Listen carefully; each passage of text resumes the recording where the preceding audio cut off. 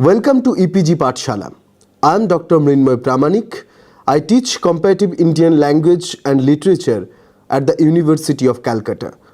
Today we will discuss a module from comparative literature drama in India, and we will discuss on theatre, architecture, apparatus, censorship, spectatorship, translation and adaptation.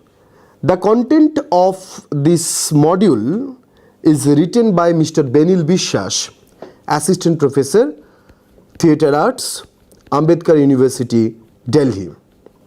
Vishnu Dharmatwara Puran says in an exchange between the sage Markandeya and King Vajra that to be a painter one must know sculpture, to be an architect one must know dance.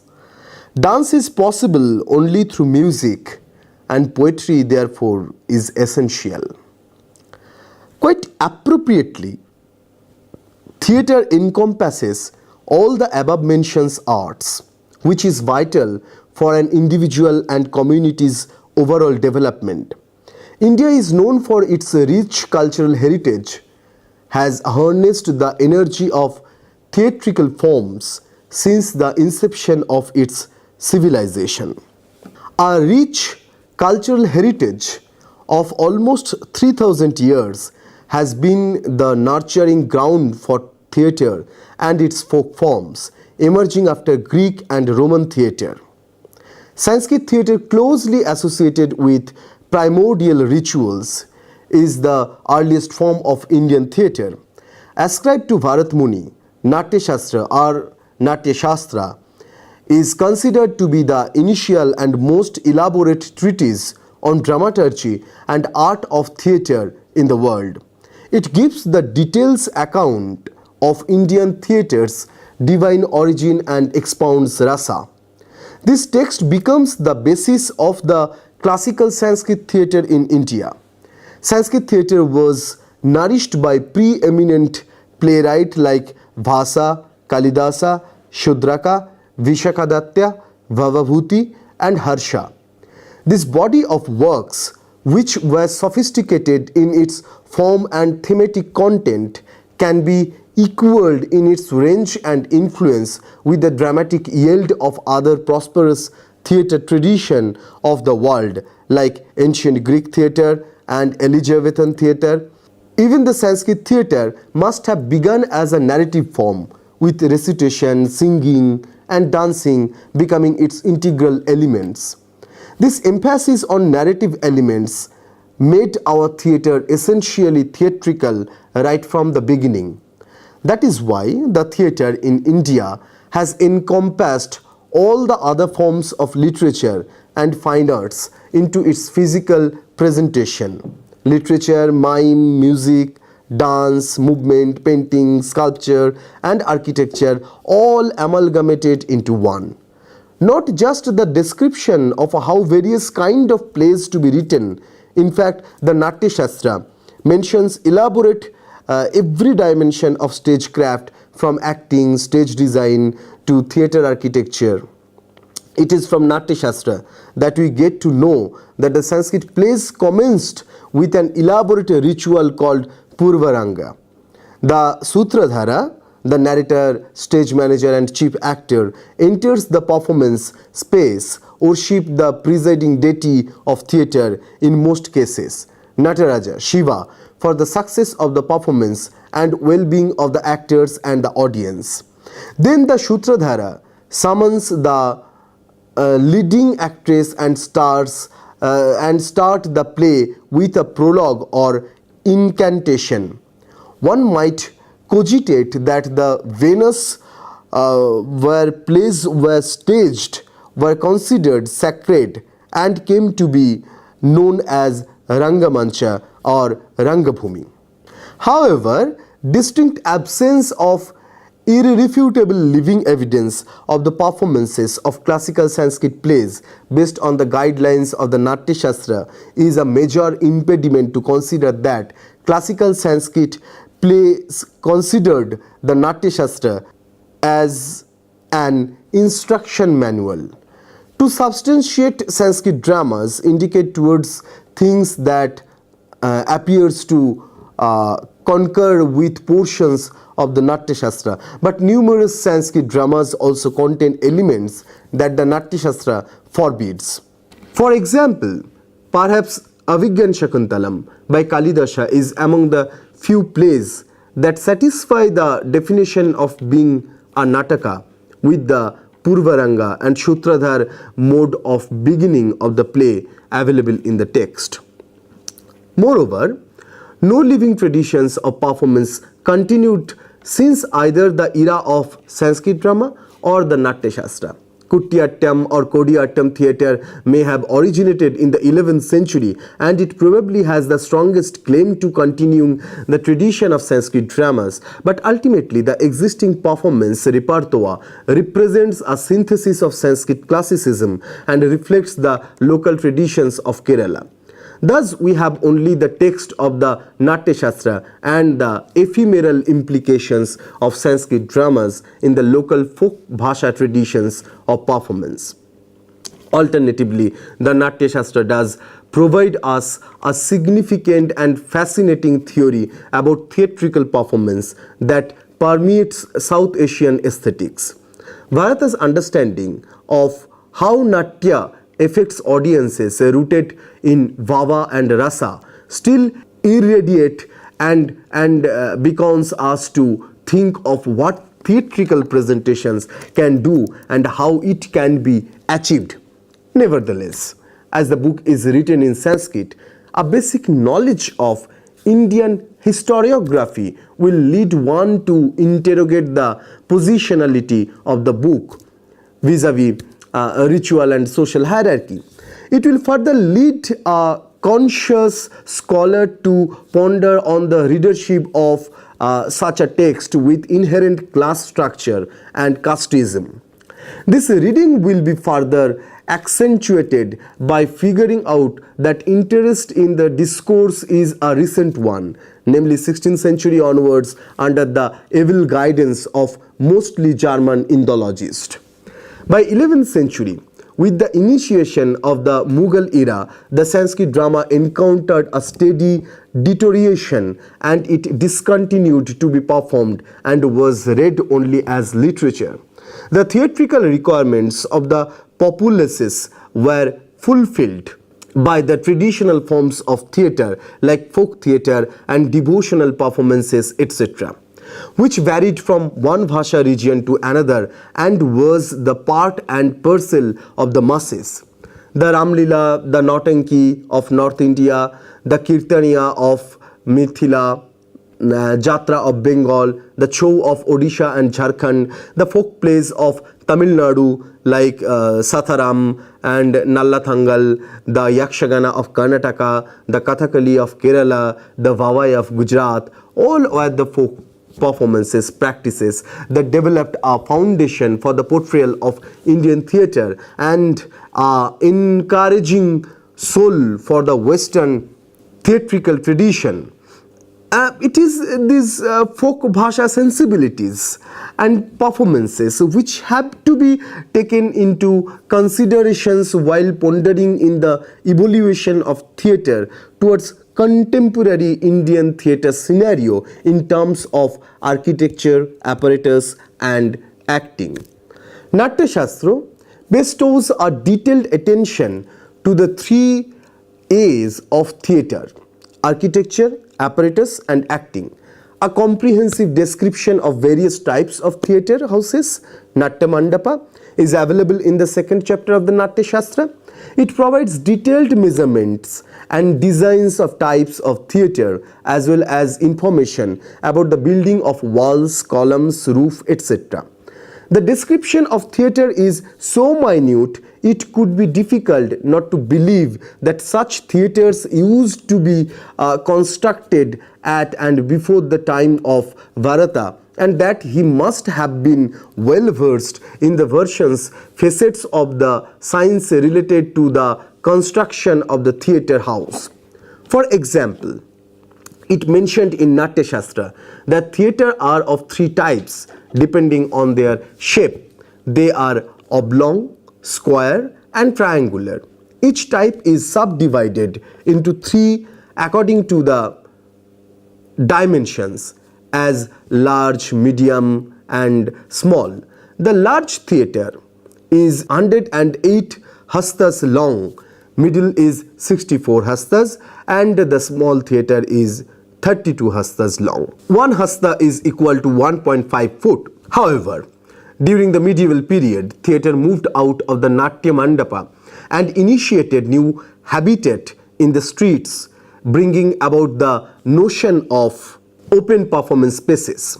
The three-side open stages for Jatra of Bengal, Tamasha of Maharashtra, and many other forms is a reminiscence of that curious give and take between the Sanskrit theatre and of theatre houses and folk theatrical space of Mela or fair ground.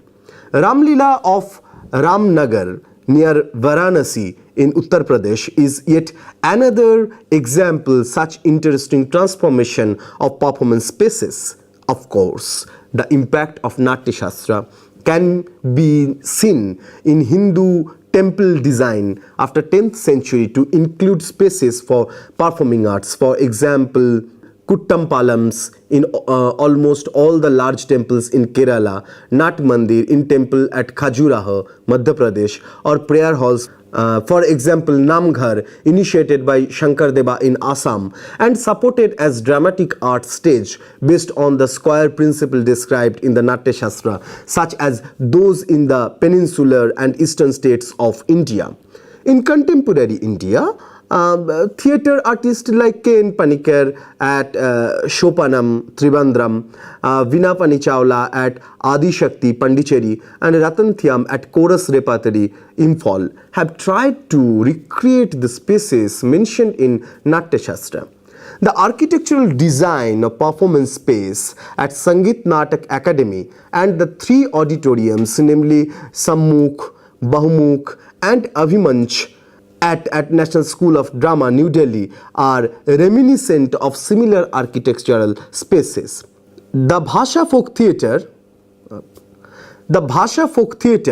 which flourished during the medieval period, definitely traversed between these two polarities. On these lines, Indian Bhasha folk performances can be broadly divided into two categories: sacred or religious and profane or secular. This is the beginning of the theatre of religion and the theatre of entertainment.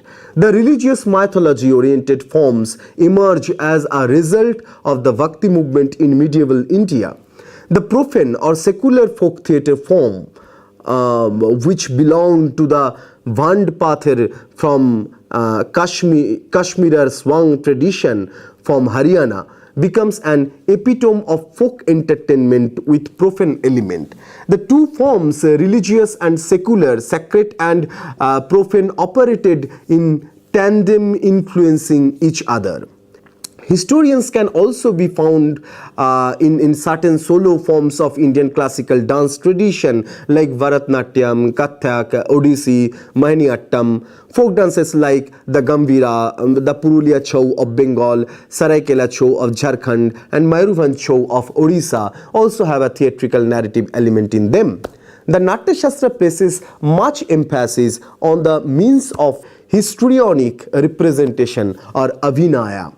They are the techniques used by the actor to portray the consequence from the point of view of the playwright or the character. It is anubhava, and from that of the actor it is avinaya. Four kinds of avinaya are differentiated: gesture or angika, words or bachika, costume and makeup are aharya, and the representation of the temperament is sattvika. Thus, it was the period of total theatre, total acting, which incorporated singing, dancing, mime, dialogues, etc. As the plots of Sanskrit plays were generally based sources like the myth, epics, and folk tales, thus the audience was already aware of the story. Hence, the theatre required a visual presentation style through gestures, intonations, and stylized movements.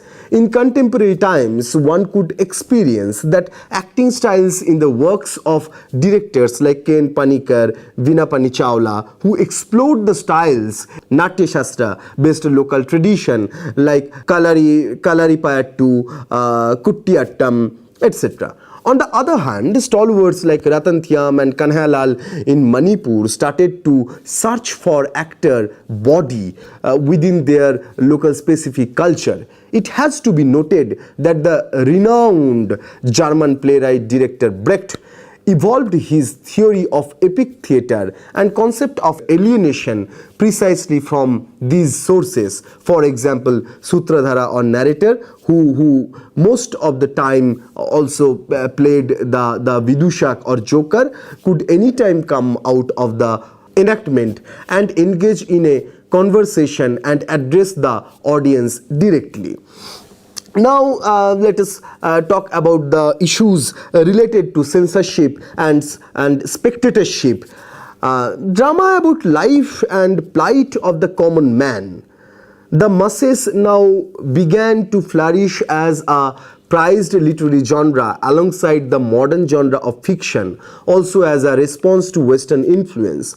The city-based Parsi and Bengali or Bangla theatre were perhaps the precursor to the Bhasha movement into drama and theatre, followed by Marathi, Hindi, Kannada, Malayalam, Telugu, Bhojpuri traditions. The revolt of 1857 happened and slowly Bhasha theatre began portray and sway public opinion regarding the oppression rendered the dictatorial British government.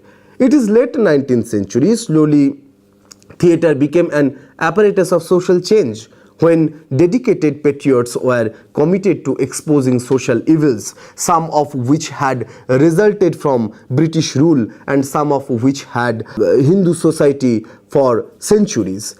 This period marked by an unrestrained desire among Indian writers and producers to propagate independence is also characterized by suppressive restrictions imposed by the colonial government on the publication and performance plays. The first significant drama of social protest in India was Nil Darpana, the Mirror of Indigo Planters by Dinobandhu Mitro.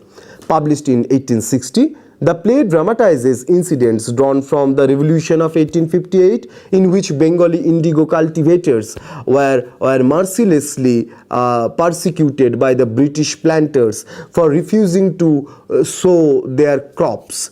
The incident is usually cited as the first attempt of Bengalis to harass the colonial rules. Farley Richmond vividly describes the entire episode in his significant essay, The Political Role of Theatre in India. The further goes on to theatrically pose a question to describe the government's attitude. I quote, "The popularity of Nil Darpana and subsequent works of its kind raised serious questions for the colonial government. Should all plays, regardless of their content, be permitted public performance? And should the press be allowed to publish a play, whatever sentiments it espoused?" I unquote. In 1876, Lord Northbrook, then the Viceroy of India, issued an ordinance as an emergency measure under the Government of India Act, giving the Government of Bengal full power to control dramatic performances until a new law could be enacted. On March 14, 1876, the Dramatic Performances Act number XIX was submitted to the Supreme Legislative Council and soon it became a law. The Dramatic Performance Act 1876 along with the Vernacular Press Act 1878 were frequently used by the government throughout the following decades to suppress dramatic performances and plays considered seditious. However, the urge for Indian independence had been unleashed and the government could only hope to slow down the process. Now let us talk about the translation and adaptation of dramatic text. During British colonial interregnum in 18th and 19th centuries, Indian theatre was reborn in form of dramatic literature. The stimulus ushered in from two sources, the rich legacy of classical Indian drama and the exposure to classics of Western dramatic tradition through English colonial theatres in cities like Calcutta, Bombay and Madras. Translation started to appear simultaneously of Sanskrit masterpieces and classics of Western canon, particularly Shakespeare and other English language playwrights. Till now, dramatic literature had not developed as a major literary genre in Indian languages or bhasha. For instance, the first Bengali play staged in Calcutta on 28 November 1795 by a Russian G.S. Lebedev was Kalponik Songbodol, a translation of the play The Disguise. If one tends to keep aside Bangla, Kannada and Marathi, even minor traditions like Gujarati, Malayalam and Telugu too has elaborate Western and Sanskrit classic translation and adaptation. Hence, translation or adaptation is inseparable from the development of Bengali and other bhasha theatre. Nevertheless, there are contradictions and conflicts regarding the acceptance of plays translated or adapted. Utpal Datta, who himself has translated Shakespearean play as well as modern European plays, critiques the very idea of mindless borrowing. Apart from Western classics, translation of new dramatic text only happened especially in Bengal and other parts of India with the emergence of group theatre. Shumanta Gangopadhyay and Somjit Haldar in an interesting analysis inform us it is not before the 1960s when group theatre had introduced on Kolkata stage plays by American dramatists. Many of the productions did not even acknowledge the original plays, perhaps from the fear anxiety that it could question the efficacy of the director or translator concerned. Similar trajectories could be charted out in other bhasha traditions too. Institution of national importance like National School of Drama, Sahitya Academy and Sangeet Natak Academy commissioned and facilitated translations and adaptations. Aparna Dharwadkar corroborates, I quote, in their formal recommendations to the Sangeet Natak Academy, the participants at the 1956 drama seminar had suggested that these should be a special program of translation of well-known and stageable plays of the different languages of India into the regional languages enumerated in the constitution, and that these plays should be made available at moderate prices. This program of translations did not materialize, perhaps because it involved 16 or more languages. I unquote. Now, let us conclude. The active exchange between classical and the folk at one level, tradition and modernity on another level, native and West on yet another level, interaction between varied cultures specific to diverse bhashas, and finally the inherent multilingualism have not just enriched the corpus of theatre but of life itself. Aparna Dharwadkar sums it up quite poetically. I quote, both authors and audiences, the total effect of active multilingualism and circulation has thus been to create at least 4 distinct levels for the dissemination and reception of contemporary Indian plays, the local, the regional, the national and the international. But multilingualism is a collective activity, another possible causality of the strategies of insularity and in communication. I unquote. Therefore, to save us from insularity and incommunication and to celebrate the jubilation of dialogue, one should assemble regularly at last possible venue of human congregation, theatre. Now, let us summarize the whole discussion. This module this module mainly focused on architecture and apparatus of theatre. It talked about the censorship and the spectatorship. It talked about the significance and importance of translation and adaptation. In this module, we have discussed how the Indian theatre and Indian dramaturgy is concerned about the architecture and apparatus of theatre. There is a text what theorize, what offer all the instruction of theatre is Bharata's Natya Shastra, and it talks about architecture, apparatus, methodology, acting instruction, norms, ethics, everything of theatre. And if we go into the Bhasha theatre, if we go into the folk theatre, we can find that there are extensive examples, there are proper guidelines either in written or in oral form in our almost every theatrical forms. So architecture and apparatus is also found in our oral traditions, oral folk theatres, oral theatres and Bhasha theatre forms. So this is how we can have a deep and wide study about the architecture and apparatus of theatre.